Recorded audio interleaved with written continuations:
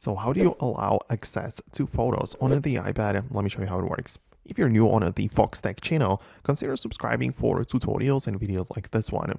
So it obviously, you get like a pop-up when, for example, you're using a photo editor that the app would like to access your photos, but I think it's better to open up the settings app instead, where in the main panel, you can find privacy and security, and part of that, the like a camera section should appear, right? So not the camera in like the main settings page. There you can control only the built-in like camera settings for capturing photos, but inside of the privacy and security and then camera, we have access to the camera and photos, right? So we can see not just camera, but like, as I said, the pictures here as well. So you can manage the photos access as well as camera access. So depends on how you want to do it, but it would make sense to go through these sections and then decide which application can access your already captured photos and which application can already can like access your camera to capture photos.